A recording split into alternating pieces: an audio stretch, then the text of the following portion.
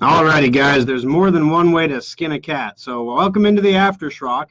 As you all decide to join up here, we'll give you a few minutes of we call it in the industry it's called fill, and that's where we talk about absolutely nothing in an attempt to pass time while we wait for some indeterminate event to happen that as time moves forward. So right now I'm waiting for people to join the broadcast because they were all in the previous live feed, and in the previous live feed there's some whack thing where at the end of the show, I don't know if maybe there's a tone, like in radio they have inaudible tones that tell the satellite cues when to come and go.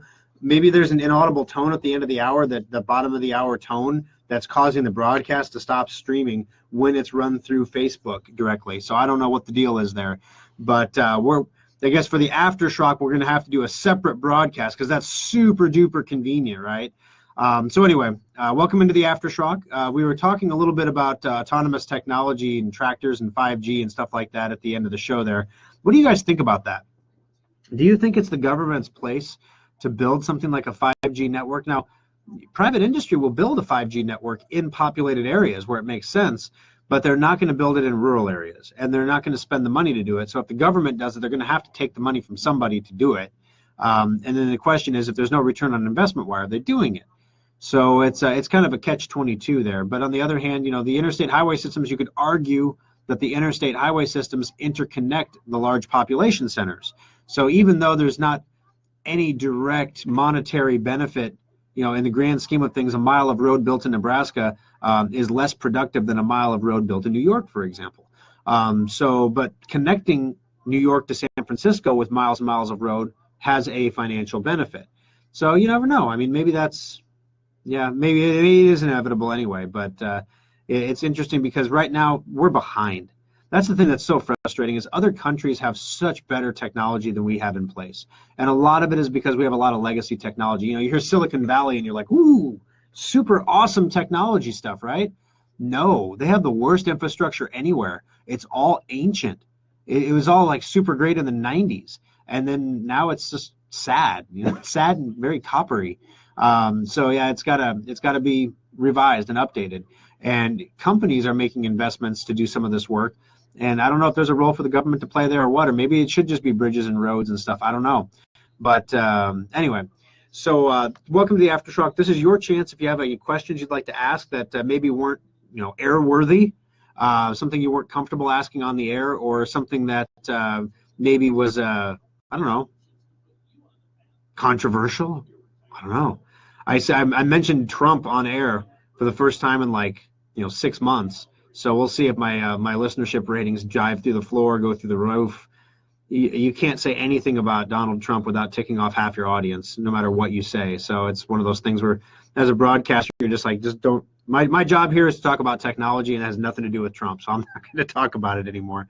But once in a while, he sways into areas where he can make a difference. All right.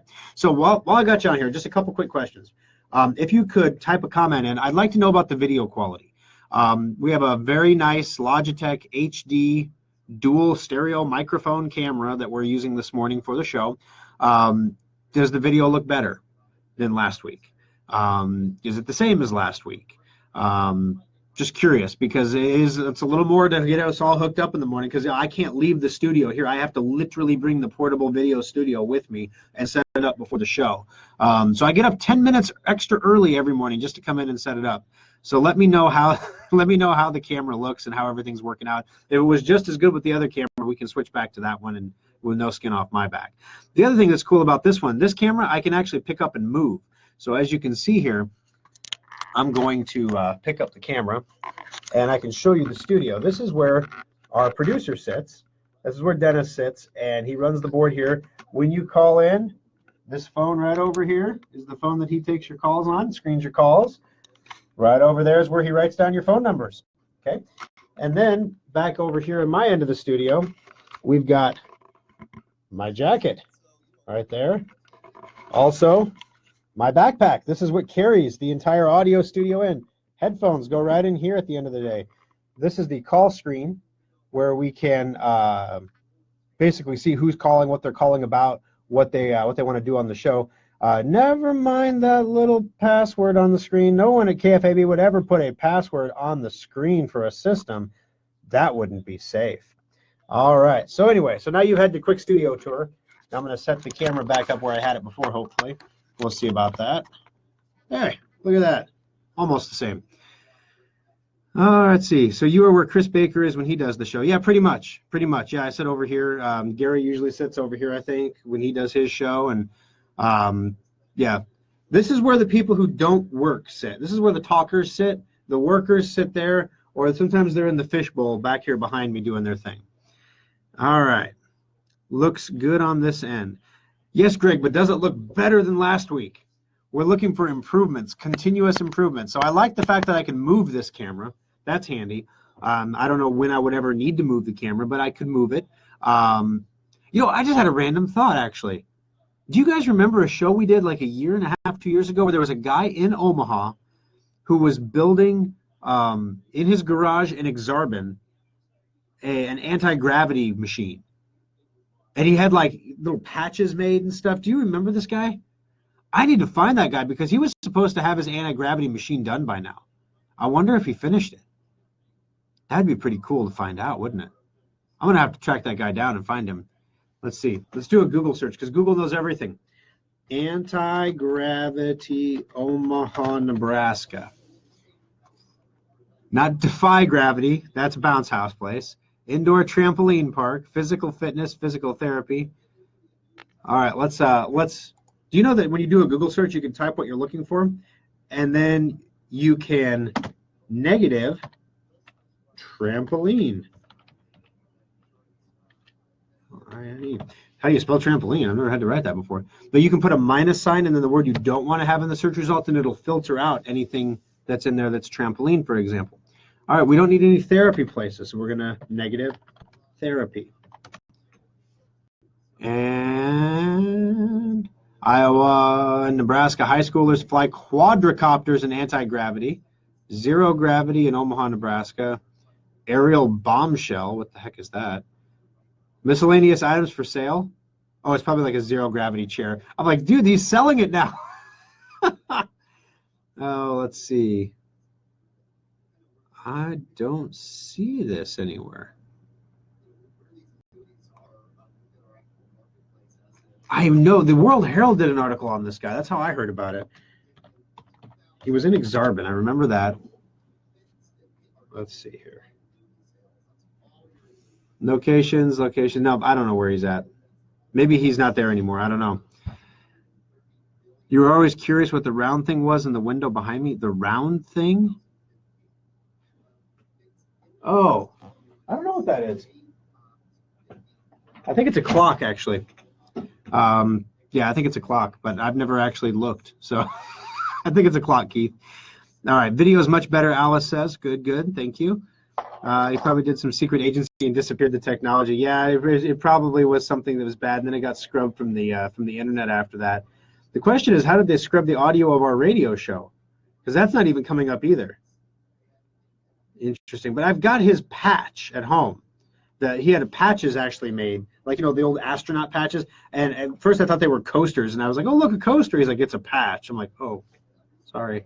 But yeah, so maybe I'll dig up my coaster patch and look it up on his. I think he had a website and everything. We'll see what happened to him. You can search newspapers online you can search newspapers online on Google too. But no, you're right, Keith. You can search the entire content of the newspaper at the library, which I wonder how they get around the copyright for that, where Google can't. All right, so this is your chance, guys. Last call for questions. If you have a question for the show, for the program, for Schrock, for me, you can ask it now. I'll be happy to answer it for you.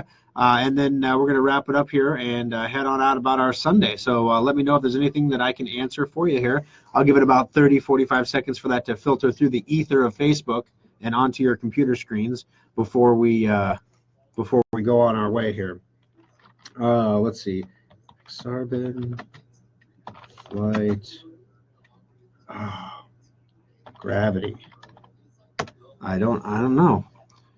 Reduced gravity aircraft, zero bombing, the Zero Gravity Corporation. No.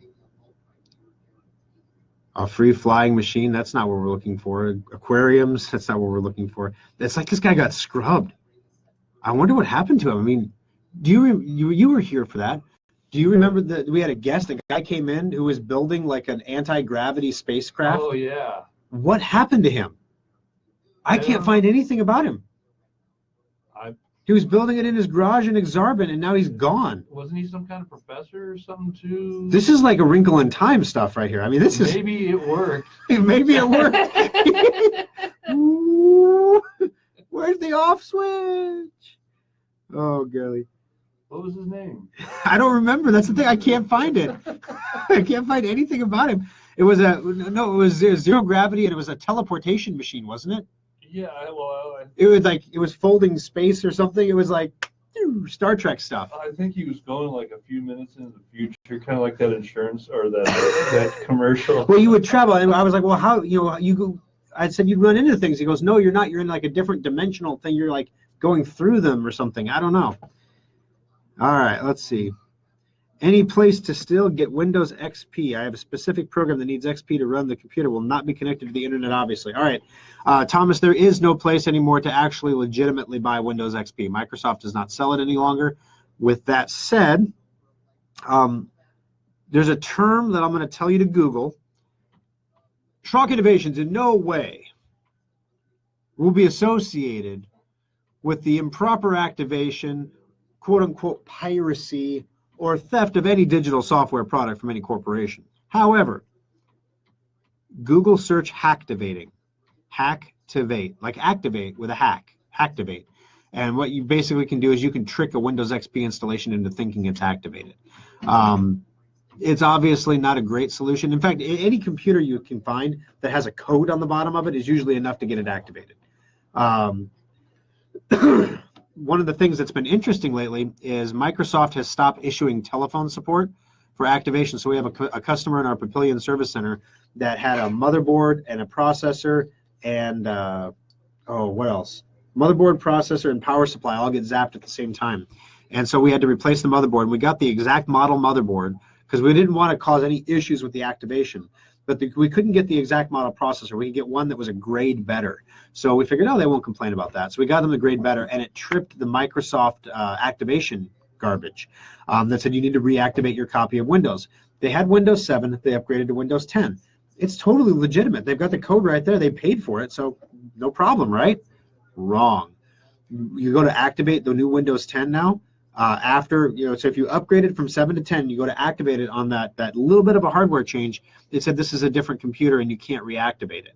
And so you said, if you think this is an error, click for telephone support. So you click for telephone support, and when you click for telephone support, it goes through and says, oh, sorry, we no longer have telephone support for this version of Windows 7 to Windows 10.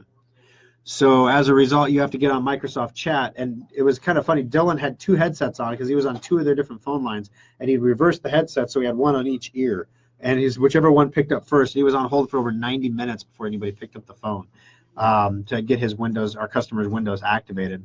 So anyway, you have many copies of Windows just sitting there. Well, you might try eBay too. There could be lots of copies of Windows XP on eBay.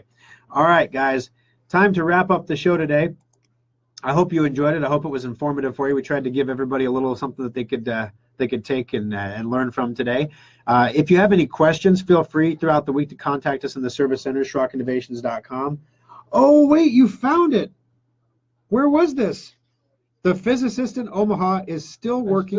That's only, I think, 215 or something. Yeah, this is from 2015. He's still working on the warp drive in his garage. What was his name? David Pears. That's right. Now let's find this guy. Let's see if the government swooped him up. Watch. There's going to be like someone knocking at the door in just a second. Here's the rest of the article. Let's see. He's got a Facebook page at Space Warp Dynamics. All right. Update February 3rd. Wow, this is yesterday. Okay. Happy New Year. We've had some delays in fabricating parts for Model 16, but everything is done now and is in assembly. The AIAA will get back to us about presenting our paper in June conference. Journal article is being written about the paper. Is scheduled to come out this fall. We're also looking at a new lab location that will be able to contain all of our current and future hardware. It will also help us in running by making a walk-in Faraday cage to contain the engine. We'll continue to keep everyone updated. Oh my goodness. That's still happening, guys. So if you're in the Exarban area and you notice a slight disturbance, where did that house go? Whoopsie. All right, guys. Thanks for joining us on the program today. Have a great week, and we'll see you again next Sunday for another edition of Compute This.